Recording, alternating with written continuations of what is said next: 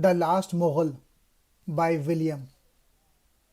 On a hazy November afternoon in Rangoon, 1862, a shrouded corpse was escorted by a small group of British soldiers to an anonymous grave in a prison enclosure, as the British commissioner in charge insisted no vestige will remain to distinguish where the last of the great Mughals rests.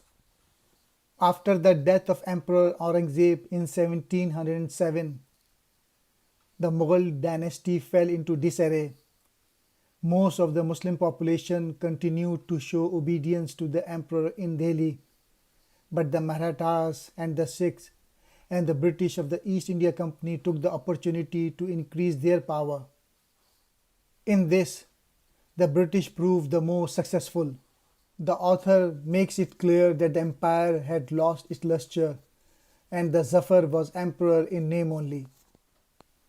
Zafar's importance was confirmed when the British interfered in the problem of succession. Zafar's favorite wife was Zinat Mahal. She wished her only son, Mirza Jawan Bakht, the 15th son of Zafar, to ascend the throne after her husband died. Never much interested in his kingly duties and obligations, and certainly not a rebel by nature, he turned for solace to his usual pastimes, poetry, music, and the arts. Zafar did not sentence to death due to the fear of political upheaval. He was transported to Burma along with his wife Zinat, his younger son Mirza Jawan Bakht, and various other relatives who followed him into exile. Zafar should be put down because, having a Hindu mother, he appealed to both sides of India's own great religious division.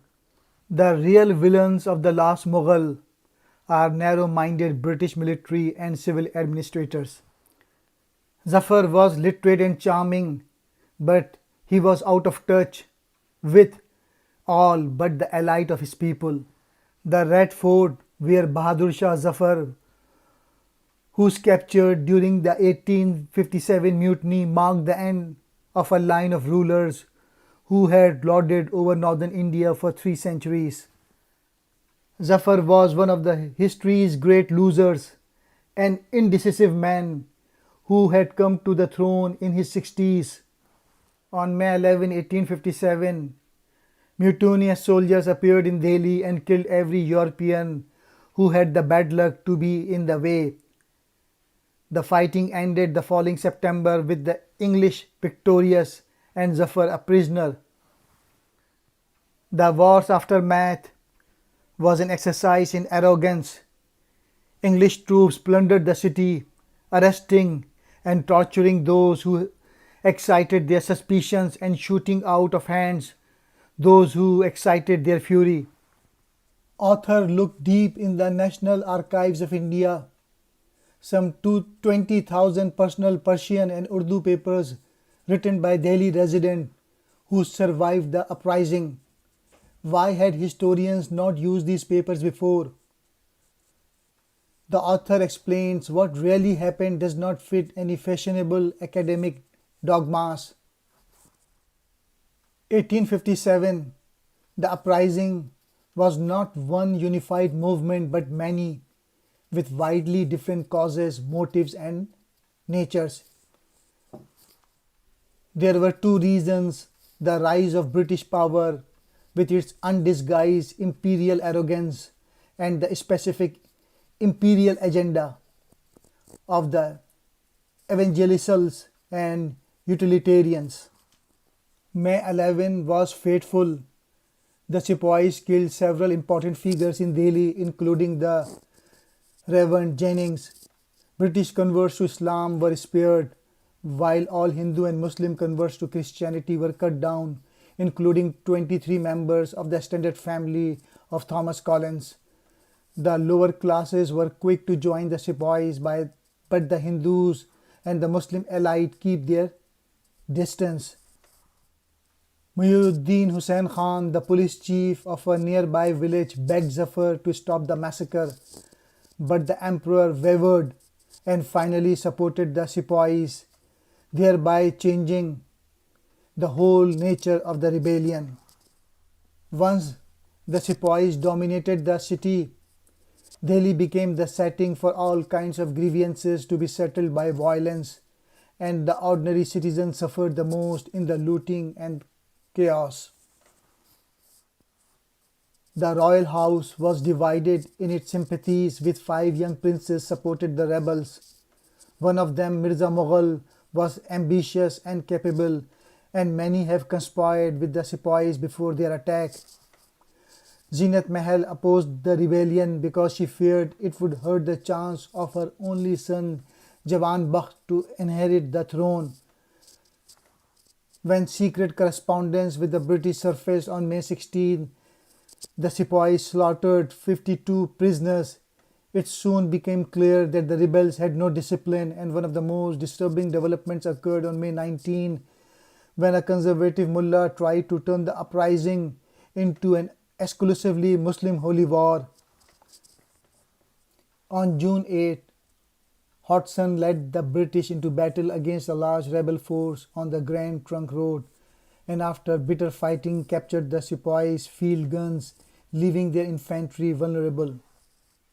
On July 1st, a huge rebel force arrived under the command of General Bakht Khan and his Wahhabi spiritual mentor Maulvi Sarfraz Ali. Bakht Khan's daily assaults exhausted the British. The author says, "This of the whole bloody contest, it was all in all a very odd sort of religious war, where a Muslim emperor was pushed into a rebellion against his Christian oppressors by a mutinous army of overwhelming Hindu sepoys." In his lifetime, Zafar lived to see his own dynasty finally reduced to humiliating insignificance, while the British transformed themselves from relatively vulnerable traders into aggressively expansionist military force. From the Indian participants' point of view, the uprising was overwhelmingly expressed as a war of religion and looked upon as a defense action against the rapid inroads missionaries and Christianity were making in India. Indian soldiers rose up against their British officers in the northern city of Meerut. On 10th May, the rebellion spread to Delhi, Agra, Lucknow and Kanpur. Resentment had grown over attempts to impose new reforms, laws, Western values and Christianity. The revolt united thousands of Hindus and Muslim troops who chose then Mughal Emperor Bahadur Shah Zafar as their nominal head. British generals deployed Sikh soldiers from Punjab and Pathans from the northwest frontier province. Delhi was recaptured by September.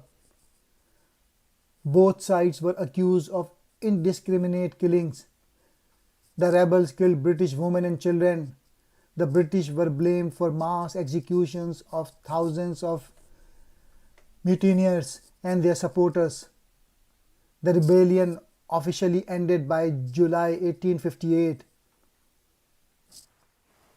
There were many reasons why the uprising failed.